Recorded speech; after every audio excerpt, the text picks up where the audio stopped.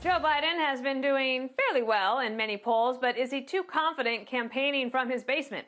The presumptive Democratic nominee making another gaffe by mixing up jobs data with coronavirus deaths. Watch. We're in the middle of a pandemic that had cost us more than 85,000 jobs as of today.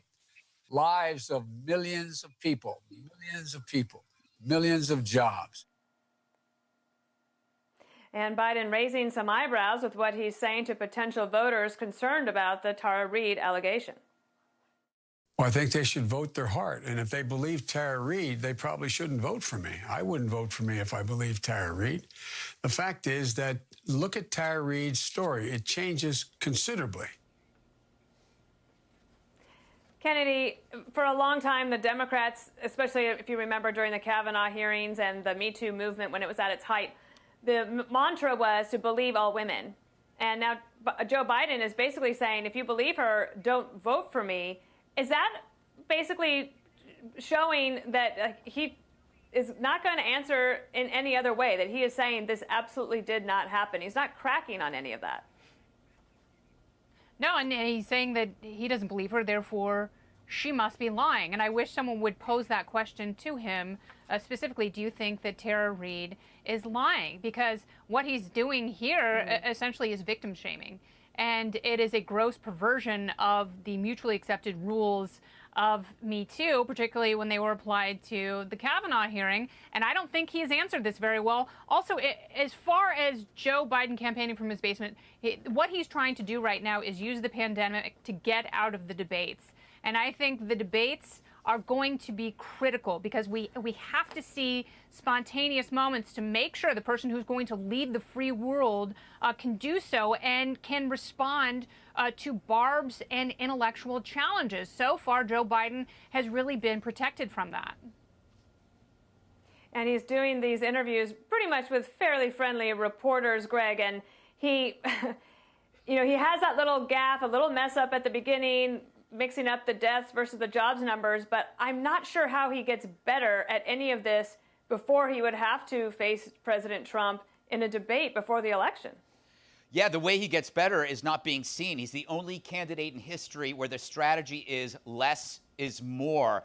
Imagine having a product where advertising is a bad idea. Hey guys, research shows the more people learn about our cod liver yogurt, the more they hate it. That's Joe Biden, which is why he's hidden in the basement like Granny in Evil Dead 2. Not sure if it was the granny or the mother. I'll get back to that. It is ironic that what's threatening the American public is offering immunity to Joe, the pandemic. But lucky for Joe, living in a pandemic, even if there's no professional baseball, he's still going to try to get to second base. Greg says, Jesse, that Biden's benefiting from less is more.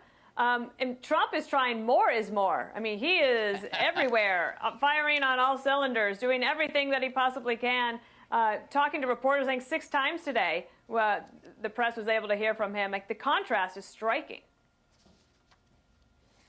Because that's what Trump, he has what it takes. Biden just doesn't have what it takes. He doesn't even believe in himself. If you listen to his answers, he's not even fighting for the votes. He's like, if you don't believe me, vote for Trump. What do I care? Right? Remember when he used to, end his speeches? He'd be like, check me out. If you don't like it, vote for the other guy. There's no confidence that Biden possesses. And that's because he knows deep down he's not qualified to be the president. He's never been a leader. He doesn't have command of the subject matter. And he's just not articulate enough to be the leader of the free world. We've had such beautifully articulate presidents in my entire lifetime that, they mesmerize you. They bring you in, they razzle-dazzle you, and you can't stop listening to them talk. Biden, you just can't wait till it's over. And he's going to have a tall mountain to climb because sooner or later this pandemic's going to end and he's going to have to get out there. Yeah. Juan, it's presidents, I've understood, presidential candidates need to show fire in the belly. But, do we have an ember in the belly here in the Biden campaign? Boy, I thought he was pretty strong. We were talking about that Tara Reade statement. I think that was a fiery statement, a very clear statement that he didn't do it, and he is denying it in the most uncompromising terms. If you think that she's telling the truth, go for it, but I'm telling you it didn't happen. I don't know how you can be any more clear than that. So yes, I think there is fire in the belly, and I think that he's been very strong on that point. He's denied it over and over. And the reporting that's come out since, you know, Vox, I saw today a piece that was done by PBS. They interviewed dozens of people. Nobody's backing up this, the claim, the allegation yet. So we'll see where it goes, but not yet. And on the gaffes thing, Wait. I don't think it was. I don't think it was Biden. Hang on. I don't think it was Biden who said that his father was born in Germany. I think that was Donald Trump. I don't think it was Biden who said, "Oh yeah, George Washington captured the airports during the Revolutionary War." I think that was Donald Trump. So I wonder where is this coming from? What is I worked for a here? president that had a few gaffes too.